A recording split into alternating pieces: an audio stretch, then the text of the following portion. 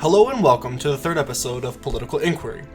We are a podcast put on by the Michigan Daily, which is an LGBTQ plus news publication at the University of Michigan in Ann Arbor about queer issues as they pertain to local politics in Michigan. I'm your host, Blake Bile, current senior at the University of Michigan studying political science and writing, and today we are joined by current Washtenaw County Commissioner and candidate for Michigan's new 23rd State House District, Jason Morgan. In this episode, we will be talking with Jason about his journey into politics, his achievements as a Washtenaw County Commissioner, and the current problems which he seeks to solve in office. Before we get started, I would just like to thank our scriptwriter, Adara Noble, and our social media/graphics director, Atticus Spicer, for their contributions on this episode. Without further ado, please enjoy. Thank you for joining us, Jason.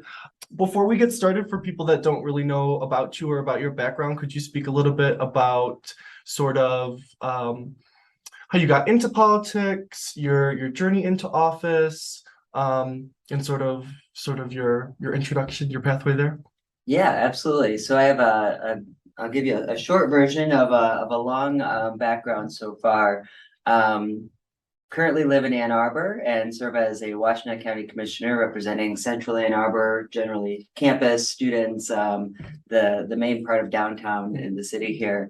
But grew up in Northern Michigan, went to college at Northern Michigan University, and moved to Ann Arbor to work for Congressman John Dingell about 12 years ago. Okay. And just fell in love with it here. Mhm. I had a pretty good sense that I might like it, but wasn't sure, and discovered that it is really an amazing place with some pretty amazing people. So 12 years here. I've served on the county commission for 6. I serve on the board of Northern Michigan University as a trustee and teach at Washtenaw Community College, where I worked for several years as their director of government relations. And then outside of my community work here, I serve as a member of the U.S. Coast Guard Auxiliary. Awesome. Out of Detroit area. So Cool. yeah, I did not know that. Yeah. a lot of things. Yeah. It's hard to pack them all into an actual introduction, but I think one of the big things is that I am our first ever openly gay county commissioner that Washtenaw County's ever had, and I'm very proud of that. Mm-hmm.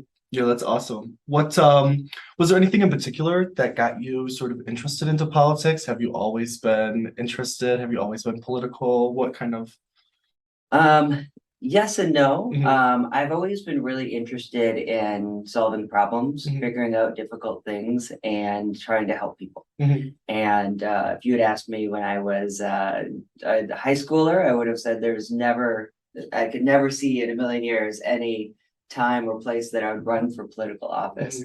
I grew up gay in a pretty rural place, Pinconning, Michigan, and very bluntly, where I grew up, you would never run for office if you were gay or someone else who was not a cis white person. It just wasn't a thing that happened there, and still to this day is not something that happens there. They've actually had some of the most conservative representation in the legislature you can possibly get in the state of Michigan.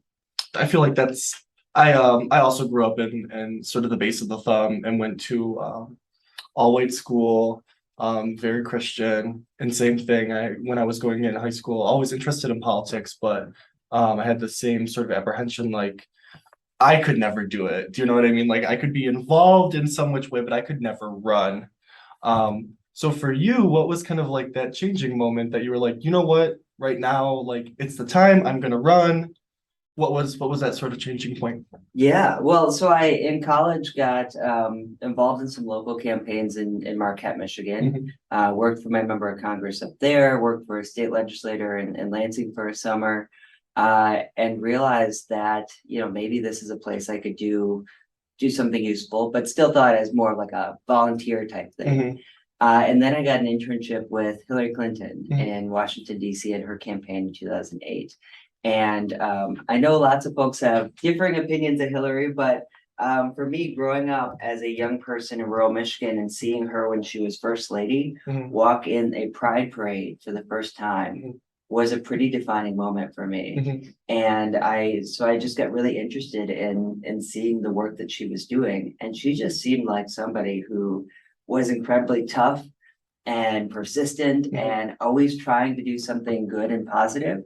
And so to me, she was kind of a hero which maybe doesn't make a lot of sense to folks based on where I grew up, but so I saw the work that she was doing and then had the opportunity to meet her and intern for her and thought, you know what, maybe this is something I could do as a like with my life. And then after working in DC for a short bit, moved to Ann Arbor to work with Congressman Dingell, still with the idea that I would like to work for folks who are doing good work, elected officials that I believed in. But still never really thought of myself running until I found the Ann Arbor community here, because it was one where not only is it possible to run for office being gay, it's people are excited about it. People want diverse representation here, and are willing to support somebody who's young, progressive, and gay in a way that I didn't know existed. So that it really is Ann Arbor, I think, that got me to realize that I could run for office myself. That's awesome. When which election cycle were you working with Hillary for? So 2008 was my time interning for her in DC, and then ran for office my first time in 2016. Okay.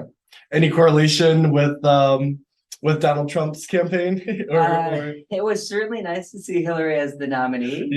So I was very excited to run and have my name be on the ballot with, I mean, if you think about it, the opportunity to have your name on the ballot with somebody who is really your hero is a pretty surreal experience. Would not have anticipated spending my election night with a lot of tears when things did not work out for Hillary. And even worse, that Donald Trump was the one who got elected instead.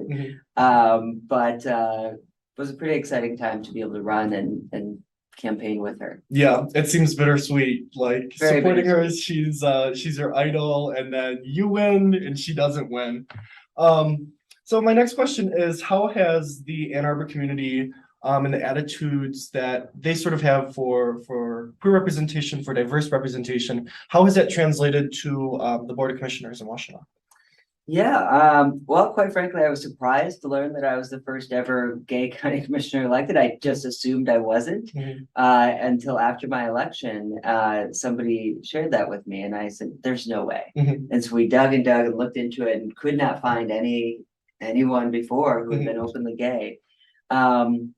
It's been pretty supportive. A lot of my efforts have been focused in trying to increase awareness through the pride flag and increase awareness for our trans community. We've passed some pretty comprehensive policies around facilities and employment policies, updating documents that had gendered terminology in our documents, things like that, that most people don't think about. But if you are a trans person, you do think about it, because you read a document that you're applying for a job for or filling out a paperwork as an employee, and you have to answer a gender question that's circle male or female, and your answer is neither. So working on those things has been pretty interesting. There's been a little bit of I think internal pushback here and there, but it's been pretty positive so far. That's awesome to hear. Is there anything in particular that there's pushback on? Is it specifically trans issues? Is it? I think it's just when it comes to, will we put resources, like financial resources behind supporting LGBTQ things? And it's a valid question anytime we spend money anywhere. But I have heard rumblings that on some of the occasions when we've been doing some visibility and awareness, there have been some staff who have never said anything to me directly, but been slightly displeased at some of the things that we were doing. How does that affect you in your working relationship with your colleagues? I mean, it's got to be hard being a politician. You know what I mean? You're trying to pass meaningful legislation and meaningful policy, but kind of having that in the back of your head has to affect that relationship or those relationships with some of those people. You know, I'm always an optimist, so there's one side of me that thinks like, that's terrible and frustrating. But on the other hand, we are, I think, changing the culture in the organization, changing the mindset over time. The fact that somebody has questions or concerns when you're first doing something, doesn't always have to mean that they are bad or that they are not eventually going to be on board. But it's always an opportunity to educate people and show them that, like, hey, here's why this is important. We don't just raise the trans pride flag to, feel good or something like that. It's because it really does show people that they are supported by their local government and in our community, and it impacts their lives pretty directly. And it doesn't negatively impact anyone. So that's, I think the opportunity is there to, sometimes people are resistant at first, and then after a while, they kind of either get on board or kind of get out of the way or just accept it, and whatever the case may be, that's fine with me. It doesn't cause too many more problems, huh? No, not at all. And I will say that my fellow commissioners have been incredibly supportive. Good.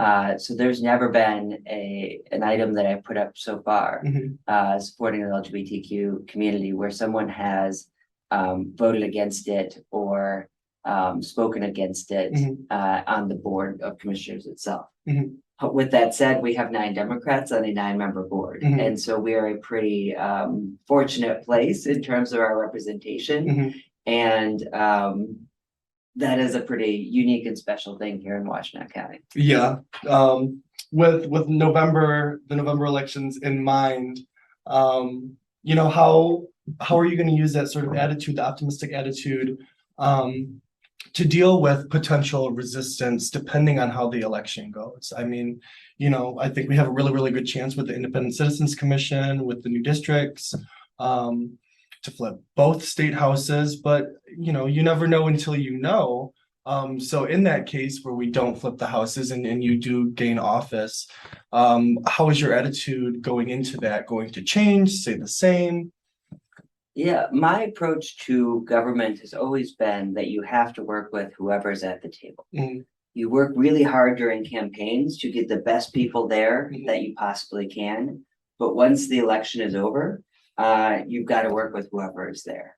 And so my hope would be to connect with people on a human level as me, as an openly gay person, no matter what their political party is. And so because there are a lot of things that we can have in common. I grew up in Northern Michigan. I understand that life is very different there than it is in Ann Arbor or Grand Rapids or Detroit. It's different worlds. And finding ways to connect with people on a human level, I think is the key to maybe getting some of them to come on board or to be more supportive, or at least to get them to not try and roll back some of our rights. I shall pause to say it is absolutely critical that Democrats get elected this cycle in the House and the Senate, and at the top of the ticket with Governor Whitmer as well, because there is a huge negative opportunity here for our rights to be rolled back significantly. And you have a lot of candidates running on the Republican side of the aisle that are very conservative. They aren't moderates that are running the cycle. It is far right-wing people. And so for a lot of them, there's nothing in the world I can do to convince them to support human decency and basic rights for other citizens. For a lot of them, that is the case. No matter who's in the majority, though, my hope will be to find the few of them that are willing to work with us and connect with them on the issues that are important to them. So maybe it's rural broadband. Rural broadband doesn't help straight or gay people any differently. It helps everyone. So if you can connect on those issues, great. Work on those things, and then say, it'd be also nice if we could be supportive of everyone having equal access to employment and housing and things, regardless of who they are. Or if we do get to a point where there's a horrible decision at the federal level around gay marriage, for example, I think that there are some folks that are running that you could potentially convince to say that is a line too far. We have to protect some of these basic rights around human decency. I don't know for sure. I've not been there yet. But in my history working in government, I have found that you can generally find ways to connect with most people. Kind of it's sort of the idea of like coming in sort of soft core with some of those shared beliefs, and then slowly building out and slowly building those relationships. I wrote a story last fall on conversion therapy in Michigan, and I think one of the first bills to ban conversion therapy in Michigan was introduced by Adam Zemke in 2014. And just watching the history of the bill and seeing it get more co-sponsors, up until right now, I think in both chambers when it was introduced, all members of the Democratic Party co-sponsored onto the bills. And even in the Senate, there was one Republican state senator. So it kind of speaks on that, continued visibility, continued attempt at trying to make those relationships pays off. You know what I mean? So it's great to hear that optimism. Well, I mean, think of it this way. I am recently engaged. I proposed to my fiance this summer. Congratulations. Thank you. Yeah. So I proposed to John at the top of his family's hay silo on his family farm in Wisconsin. That is not maybe a traditional gay experience, but we come from very rural roots. Both of us do. I can imagine there being an experience where we have to vote on officially legalizing gay marriage in Michigan. And I'm at a point where I'm either still engaged or married at this point. And I'm talking to a Republican or even a more conservative Democratic colleague about, hey, are you actually telling me that you think I, as one of your fellow human beings, colleagues here, should not have the same right to have a family legally in the way that you do? I have to believe in my heart that there is some level of dignity that they should feel, or self-respect that they should feel, to not be able to say, no, because you are gay, you do not get the same rights. Yeah. I will likely be disappointed in that feeling, based on what I've seen in Lansing the last few years. But I have to believe that it's at least worth trying, and that at the very least, preventing more bad things is possible if Republicans are still in charge in Lansing. Yeah. So maybe on a little bit of a lighter note, if we do win back both houses, or both state legislatures, both chambers, what are some things that you plan on implementing in particular? What are some issues that really resonate to you that you think you can create real good change? Yeah, absolutely. I mean, to be candid, the issues that I really want to work on are not necessarily LGBT in just LGBT related. Yeah, sure. Some of the things that I've seen based on living here in this community, and I've seen throughout the state as I've been traveling the state, knocking doors on other candidates, is housing affordability is the biggest challenge that we face as young people. People don't understand how hard it is to buy a home and to afford a home in any community in Michigan right now. We used to talk about college affordability, and there are a lot of programs that are great to help with college affordability, to make it just slightly less awful. Yeah. And now we have student loan forgiveness to some small degree from the federal government, which is huge. Like that is incredible. But there are a lot of folks who are making public policy who bought a home 20, 30 years ago when interest rates were different, and when you could buy a home for $80, $90, $100, $200,000. That is not the world we live in anymore. And so our basic biggest purchase as citizens and families has doubled and sometimes tripled in cost. And what people don't always think was the taxes associated with that have also doubled and tripled in cost, because the homes are worth more. Salaries have not doubled and tripled in all these years. Yep. And that is a perspective that I want to bring to Lansing, to say we've got to do something about this. Yeah. We need first-time home buyer programs to make it so that you can actually afford to buy a home and compete with out-of-state money that's coming in and just buying homes with cash that are under $400,000 or $500,000, and making it impossible for young people to compete. These are things that, if you owned a home for 20 years, you've gained a ton of wealth in the value of your home. and your tax rates are fixed at a lower rate, Mhm. and they only increase a little bit over time. So you're not paying the same level of taxes that anybody who purchases a home today would pay. This is one of the biggest issues I've seen, and I don't know the exact solution to it. I think it's multifaceted, Mhm.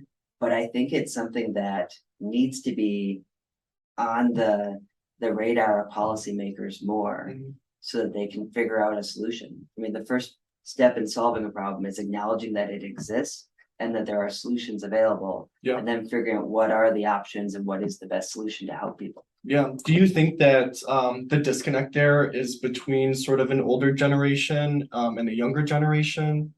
I do because if you anyone who owns a home right now, they've seen their family's wealth go up so much Mhm. because they basically already had that investment, and now it's worth a whole lot more than it was when they bought it. Yeah. And so this really is a critical problem, particularly for people in their 20s and 30s trying to buy their first home. Mhm. And it's not like we can just keep renting at a lower rate either. Mhm. For anyone who pays rent in Ann Arbor, at least, Hey, that's me. it is Yeah. not affordable. I mean, No. it's outrageous. It's not. Yeah, it's $2,000 for a 2-bedroom apartment. Mhm. That is nuts. We need to build more housing. We need to make it actually affordable. Mhm. And we need to find ways so that once people graduate and get done with school, they can actually buy their own home, whether it's here or anywhere else in the state. That is something that, I'm a little biased in this because I'm personally at that exact moment in my life Mhm. where I am getting engaged, or I'm engaged and I want to start a family and buy a home together. Mhm. That's kind of a first step, is making sure that you can afford to live here. Yeah. And so that's one of the big things I want to work on. It's Yeah. housing affordability that impacts all of us. It's not Mhm. necessarily LGBTQ related, but I just think it's something that isn't really being talked about enough. Yeah. Yeah. I know. I mean, we've got Roe on the ballot.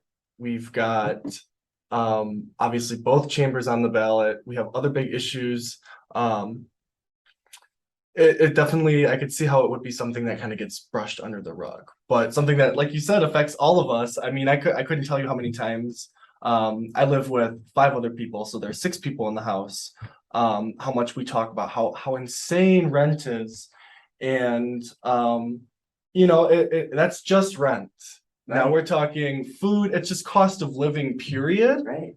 So It's too damn expensive. Yeah. The rent is too damn high. Yep. The food prices are too damn high. If you have to have a car, which a lot of us do in Michigan, Mhm. that is really high. Mhm. If you have to park it somewhere in Ann Arbor, I suspect if you have 5 people living in one house, the city council has not made it any easier for you to figure out where to put those cars. Nope.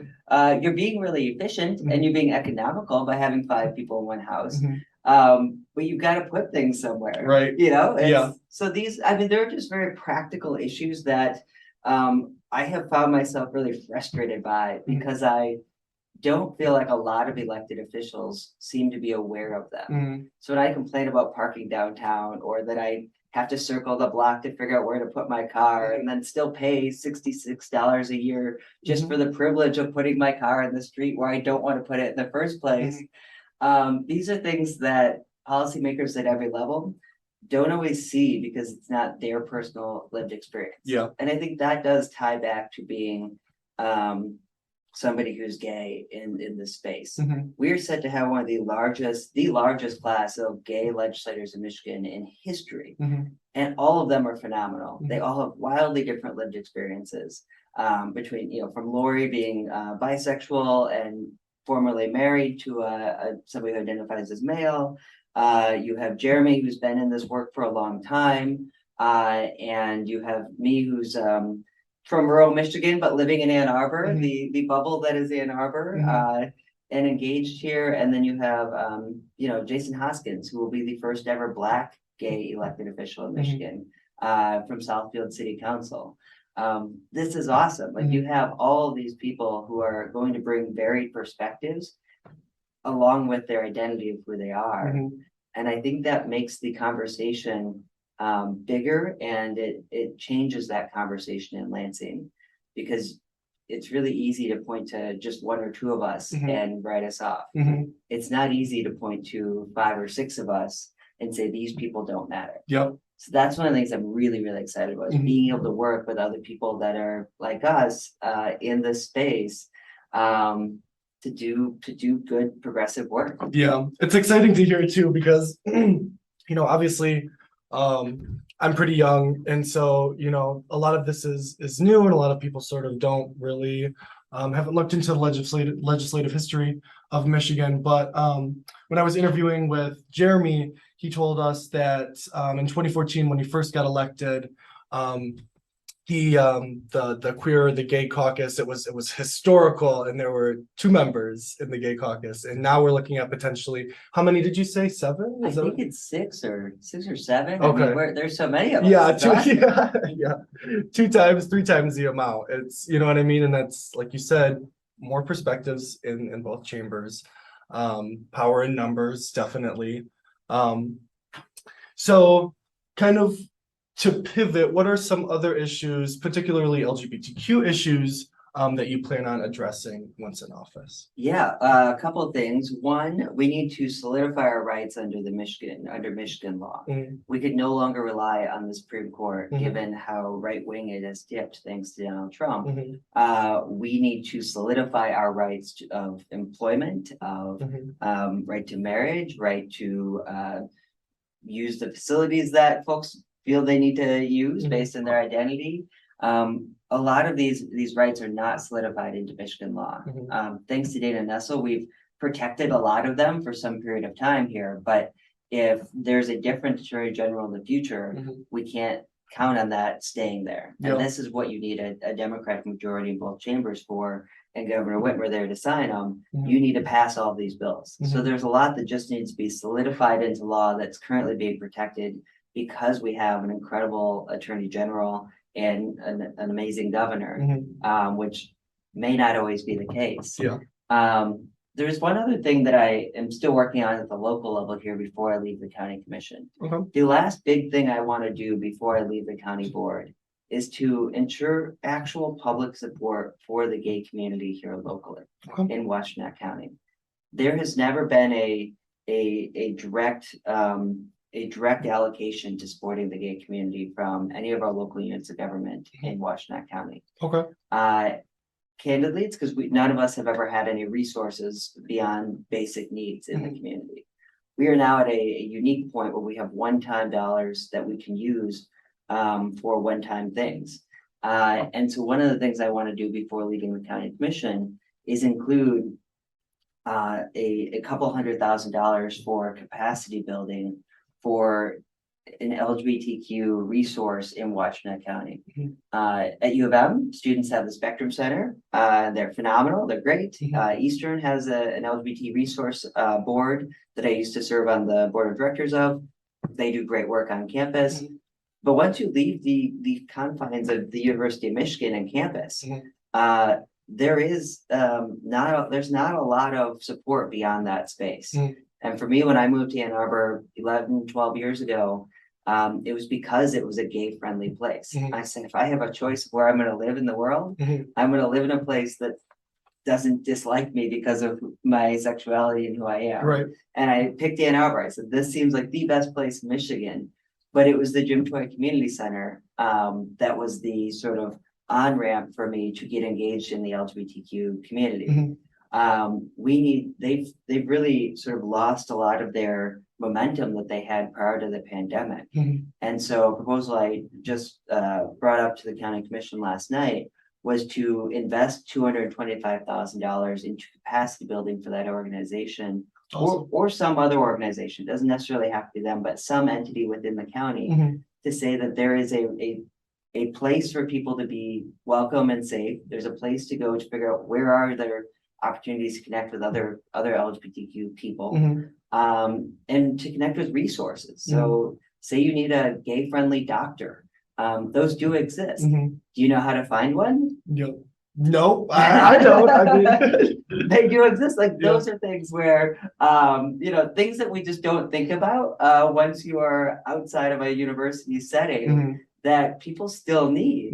And so I think, there are other communities that have a lot of life around their gay resource center. Whether it's Affirmations in Ferndale or if it's, San Diego has one, major cities usually have a space. I don't know if it's necessarily a physical space like we used to have up in Carytown, or if it's a whatever it is, but I think we've got to invest in building that capacity back up. At least for a couple of years so that we can develop it again. Yeah. So that's something I want to do before I go to Lansing because I think we have the resources locally. And I'm not sure if I'll get support to do it or not. It is kind of a unique idea because we've never done it before. But I think it's something that could be really beneficial for particularly folks who graduate from U of M, like I did, and stay in Ann Arbor and want to continue to live here beyond the confines of campus, which is great. Campus is wonderful, but it's a different world out there once you leave. You just lose a lot of the incredible resources to some degree. And my hope is to make sure that Ann Arbor and Washtenaw County at large still is as inviting as it can be. Yeah. One comment I have is, Michigan and Eastern college, you know what I mean? Ann Arbor is a college town. It's very transient. There are a lot of people coming and going. Putting those resources towards a community center would serve, yes, the students, but students come and go. Like, let's actually focus on the community. Do you know what I mean? And people who are going to stay here and rebuild up the community. So that's awesome. Yeah, I mean, do you know there's a gay volleyball drop-in league that happens every summer? All summer, there are over 100 people that participate in it. No clue. It's awesome. Yeah, it is so cool. And it's just put together by a friend of mine just saying, hey, let's play volleyball like every Wednesday and or every Thursday, and like let's do it and get out there. And it just has grown so much to where some days there are over 100 people playing on like six different volleyball courts. That's awesome. That's community. It's not just around one night out a week dancing, as much as I do love that. It's a place for everyone where everyone is welcome. You could be a student, or most of the people there are there's some grad students, a few current students, but most of them are just like normal gay adults who live around the area that want to be with community. Yeah, so I'm just curious, just own selfish plug. Is it just your friend that kind of runs it? Like, it's not really run out of... There's no formal institutional support. Okay. None at all. The city of Ann Arbor is pretty accommodating and saying like, sure, use these volleyball courts. But you can't even necessarily reserve that space. So they just show up and early and we're gonna put up our own nets and like, use this park that nobody else seems to use all that much. And that's it. Like, so that's where I'm getting at, like, as a place that sees itself as gay friendly in Washtenaw County, we haven't historically put our resources behind it. We've just basked in the glory of people assuming that's the case. But we could do a lot more. Yeah, absolutely. And so maybe there'll be opportunities to support that at the state. A lot of it is legislative related at the state level. But I still think there's a lot of work to be done locally for a gay community to have a better sense of community than we've had in the past. Yeah. What now, so that's now local level. What would you do? Do you have anything in the works for if you did get into office in the House?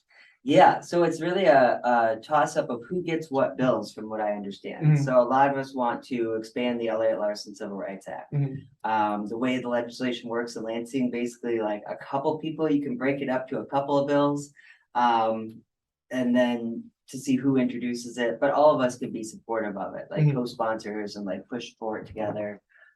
That's ultimately the biggest thing, because if you can pass that, it translates down to everything else that I was talking about around housing, employment, marriage. I mean, a lot of those things can be tied to that. You basically say people have civil rights regardless of their gender, sexual orientation, or gender identity.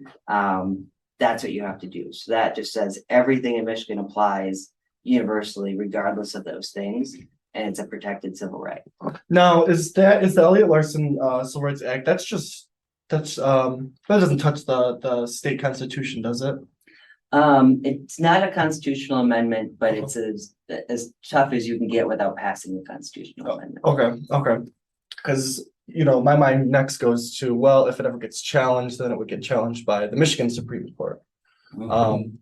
But then you get into courts and that's a much bigger battle. I think that's one where the challenge of that one is you can get to the lesbian, gay, and bisexual portion of it. It's the trans community that, for some reason, conservative folks just do not understand or comprehend the need for supporting trans rights. It's scary. I think sexuality is scary to some people, and the idea that you don't know what gender you are, or if you feel like you identify as a different gender, it's hard to articulate to people why that is possible. Yeah. And that it's okay. It's somewhat natural. Like that's just what happens with some folks, and we have to support them through policy and how our system of government operates. But that's the piece that is always the hardest for getting this passed. And I'm very happy that our community in Michigan has not been willing to give up the trans community to pass the rest. Wisconsin passed a LGB protections years ago and said they'll come back for the trans community. They didn't. They still haven't. So that's the fight that we've had, is generally making sure that the trans community is protected just as much as the rest of the community. Yeah. I also grew up in rural Michigan. I never really knew any trans or gender non-binary people or gender non-conforming people. And then going to Wayne State, where I went to Wayne State and then transferred here. It's just your perspective gets expanded and you start learning things. Like you said, I think like the biggest problem is people just like don't know. And so the hardest thing then is like, okay, well, how can I push you to at least like try to know, be willing to know? And that comes with representation, more exposure. But that's good to hear that you don't plan on making concessions just for a small victory for a small group of the community. Right. It's more than just one section of the community. If we don't stand together, it just isn't going to be worth it. We have to stand together. And I think the other thing is we need to get somebody elected who's trans in the state of Michigan. And some of that is actually on not just the Republican side of the aisle, but the Democratic side of the aisle. It would have been very easy for it would have been very easy for me not to be the candidate in this seat. Somebody else absolutely could have run. More people could have run who don't identify as gay in a seat that is that leans Democratic and where, quite frankly, I can get elected. If I were running in my hometown, I wouldn't have a chance of getting elected.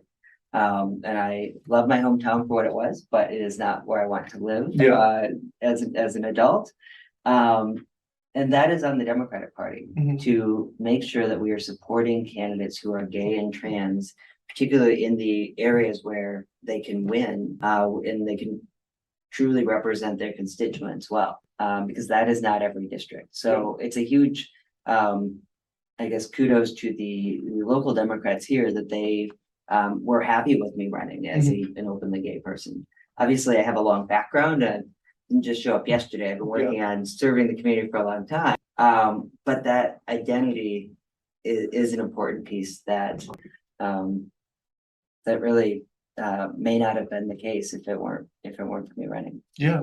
So last thing I would ask you, speaking about important races, is what are some races that you've been canvassing for that you think are really important that people should look into, possibly donate, volunteer, etc.? Yeah. Oh gosh, there are a whole bunch, but I'll keep it to a small list. There are a lot of them right around Washtenaw County here. Jennifer Conlon, just north of Ann Arbor, is a critical seat that we can win, and she's freaking awesome. Like, she's incredible. And that is one where like students want to get engaged and volunteer. It's like right close to home. Like it's easily accessible. There's a woman named Reggie Miller running in southeast part of Washtenaw County. That's just like half an hour away. Students could definitely get involved there. Where I've been spending some of my time, I was just up in Marquette this week, knocking doors in the last Democratic seat north of the Mackinac Bridge for a woman named Jen Hill, who's on the Marquette City Commission and in a really tough seat. And then this Saturday or Sunday, I will be in Traverse City knocking doors in a super competitive district up there where we have a chance of winning a seat that historically was not winnable prior to redistricting. So those are some of the big ones. Is it a house seat or is it a house seat? Her name's Betsy Coffey. Yeah. Okay. Awesome. Well, thank you again for joining us and talking and sharing your perspective. It's been an honor talking with you. And I wish you best of luck in November. Thanks. Yeah, great talking to you too. Yeah. Well, that wraps up our third episode of Political Inquiry. Tune in next week for our season finale where we sit down with our podcast team to recap the season and to talk about the results of the midterm elections. If you enjoyed this episode, please make sure to share us on your social medias and with your friends and family. You can find us on Twitter and Instagram at In-Queery Pod. That is INQUEERYPOD. Thank you again for tuning in, and until next time, take care.